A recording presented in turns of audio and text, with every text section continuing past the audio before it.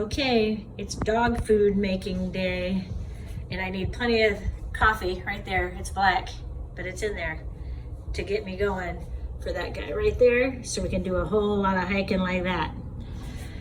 So I've prepped my area for the turkey. It gets cooled down, each batch gets cooled down in one of those, and then I put it into this huge bus tub. If you've ever been a waiter, you know what those are.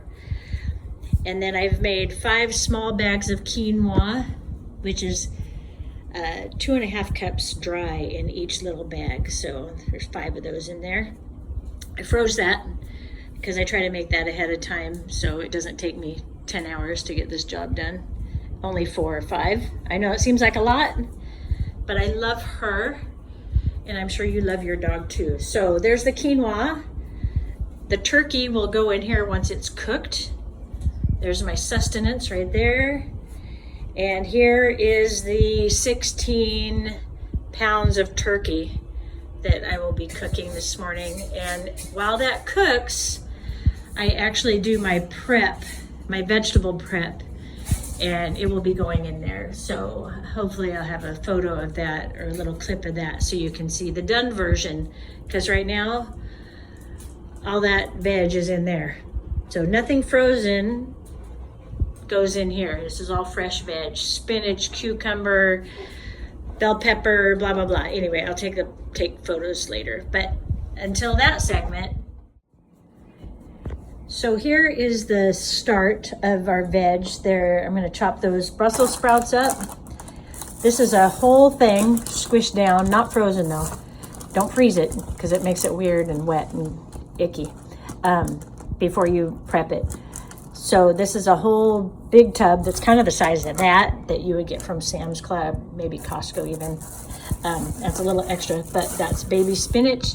We're gonna start with 2 cucumbers. We're gonna use pretty much this whole bag of broccoli, fresh broccoli, and at least this much cabbage, and at least 1 of each of those. Kind of see how much I have, and then I will move on from there.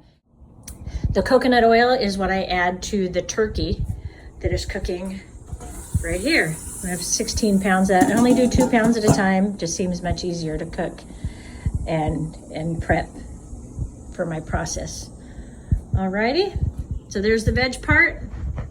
Till the next part. This is Buttercup. Hi, baby. Want to say hi? This is Buttercup. So she's smelling smells she probably never smelled before. She gets really healthy food from her parents too, but it is not homemade. It is actually bought. It's fresh pet, so that's very good food for her too. So now you're just smelling it getting cooked, huh? Getting cooked. Yes, she's a good dog. So kind of got the veg part down and the quinoa down. We're still in the middle of turkey phase here.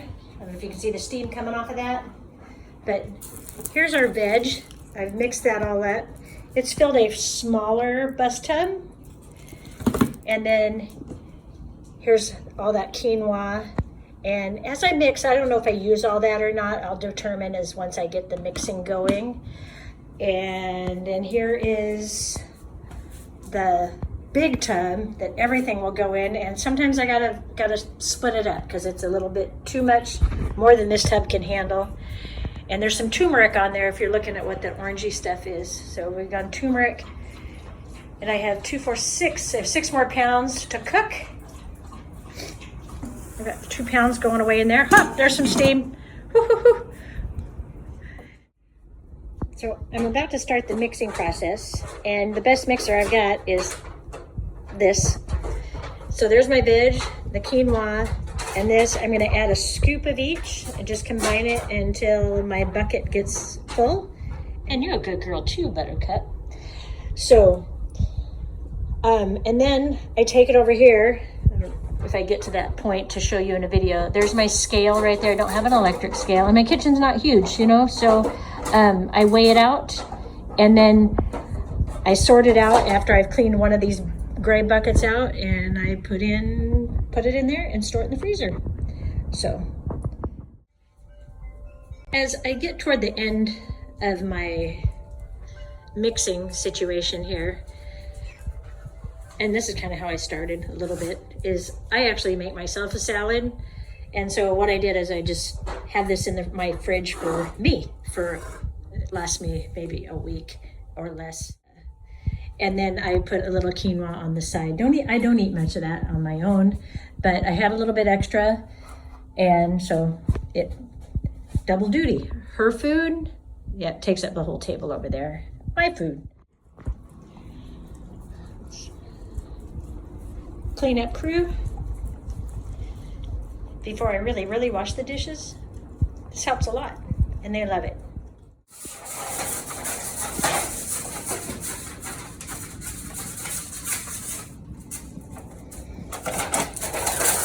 Use your paw, use your paw.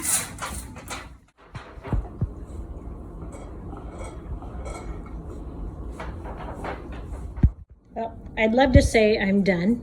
I am with the food part. I just have to do a few dishes, and what am I doing? A few dishes and straighten the kitchen back up. Thanks to Cash the clutter bug, she let me know that there's no need to keep it messy. So, right girl? You happy with your food? Okay, we got 16 days worth, woohoo! So if you've made it this far through the video, you know that this is my girl Sophie. And the reason I started making her dog food was that she was itching all the time. And she was also overweight. Hey, Buttercup. Hi, baby. And with that in mind, you know, I was still working, so we weren't working out as much as we are now. We only do about 5-6 miles every day, or at least 6 days a week. But she was just itchy all the time. And so was my sister's dog. So my sister, her pet, Ricker, was itching all the time too. And she'd go and get it shots and get it pills. I tried the shots, I tried the pills, and just nothing was working. And then my sister started making her own food from scratch for her dog. And I went, you know what, I'm gonna do that too. Well, her dog is this big, so she doesn't have to make nearly as much. With that in mind, I had to make a lot more. So that's why I kind of make about 40 pounds or shoot for 40 pounds every time I cook.